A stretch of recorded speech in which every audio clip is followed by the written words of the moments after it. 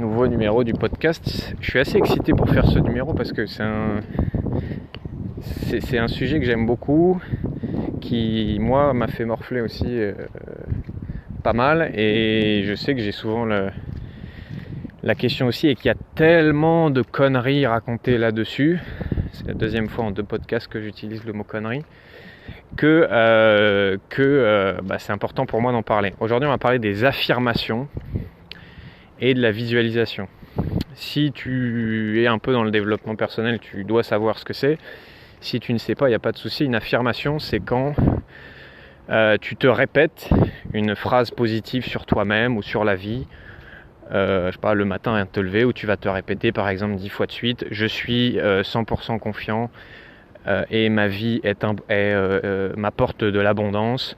Je réussis tout ce que j'entreprends et je suis quelqu'un d'extrêmement puissant, et patati et patata.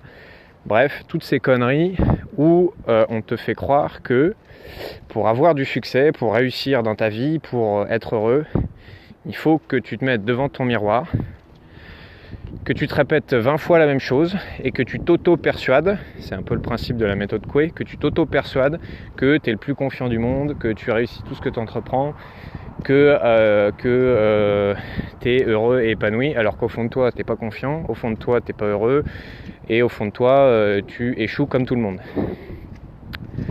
Pourquoi je te dis que c'est des conneries ?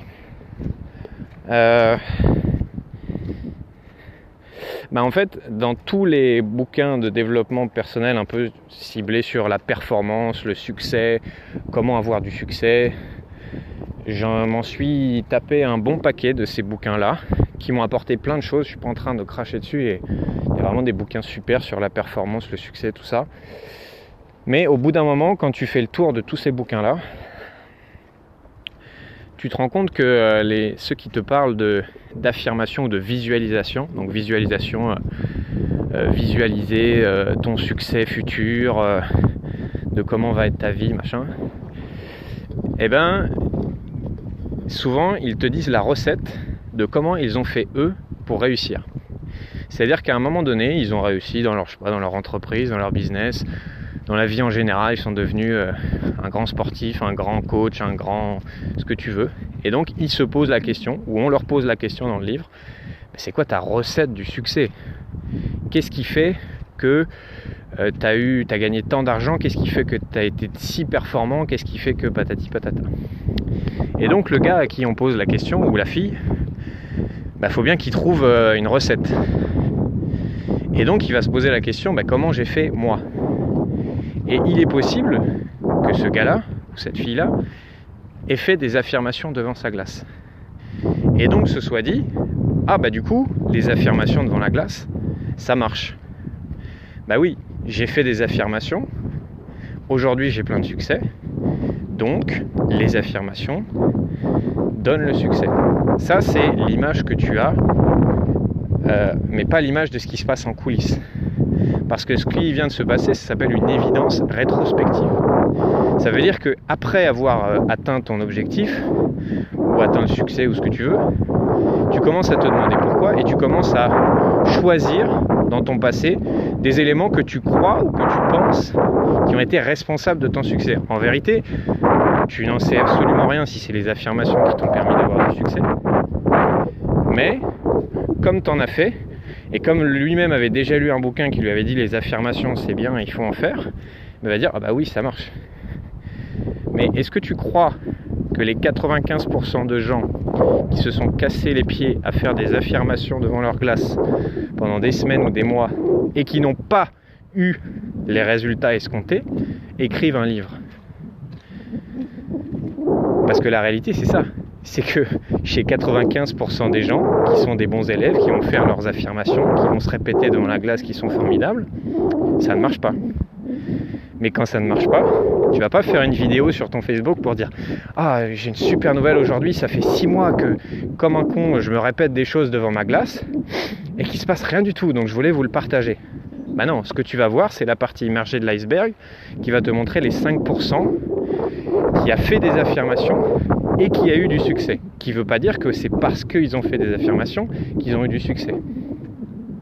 Sauf que la personne, Elle doit justifier son succès, donc parmi d'autres choses. Je dis pas qu'à chaque fois c'est des affirmations, et encore une fois il y a des trucs super intéressants dans les livres comme ça. Mais elle va dire, bah ouais, du coup, les affirmations, ça va aider. La vérité, c'est que le besoin de faire des affirmations, c'est un symptôme qui t'indique que tu ne poursuis un objectif qui n'est pas le tien. Ouh là là là là là là, je la refais. Le besoin de faire des affirmations devant ton miroir, c'est un petit clignotant sur ton tableau de bord qui t'indique que l'objectif que tu essayes d'atteindre n'est pas vraiment le tien. Parce que si c'était le tien, tu n'aurais pas besoin de faire des affirmations. Si tu poses un objectif qui est basé sur un vrai désir, ton niveau de confiance, ton niveau d'énergie, ton niveau de kiff va automatiquement et naturellement s'élever. Si tu te fixes un objectif qui n'est pas en accord avec tes vrais désirs, oui, tu vas avoir besoin de confiance en toi, oui, tu vas avoir besoin d'énergie extérieure, oui, tu vas avoir besoin d'épanouissement qui vient de l'extérieur, parce que c'est pas un vrai désir, et donc tu vas avoir besoin de faire des affirmations devant ton miroir. Et le truc très pervers de ça, c'est que tu vas faire tes affirmations pendant plusieurs semaines ou plusieurs mois, il ne va pas se passer grand chose, et tu vas te culpabiliser parce que je vois que ça marche pour les autres et sur moi ça marche pas, alors que je l'ai vraiment bien fait, c'est que je dois avoir un problème, il doit y avoir quelque chose qui cloche chez moi. Non, il n'y a rien qui cloche chez toi, tu as juste essayé de faire des affirmations, ça ne marche pas. Et chez 95% des gens, ça ne marche pas, et 5% vont te faire croire, et ils en sont sûrement eux-mêmes persuadés, que grâce aux affirmations, ils ont eu du succès. Je sais pas comment ce podcast il atterrit chez toi. Moi aussi je suis passé par là à me raconter des trucs devant mon miroir et à croire que j'allais devenir une nouvelle personne en faisant ça. La vérité c'est que si tu veux te transformer en profondeur, c'est pas en faisant la méthode Coué, c'est pas en t'auto-persuadant que tu es formidable, c'est plutôt en te faisant accompagner et en te transformant en profondeur de l'intérieur, en débloquant les choses inconscientes qui t'empêchent aujourd'hui d'avancer. Voilà. Mais tu peux aussi continuer à faire des affirmations devant ta glace si ça te fait plaisir. Dis-moi comment tu réagis à ce podcast. Et puis on se retrouve très vite dans un prochain numéro.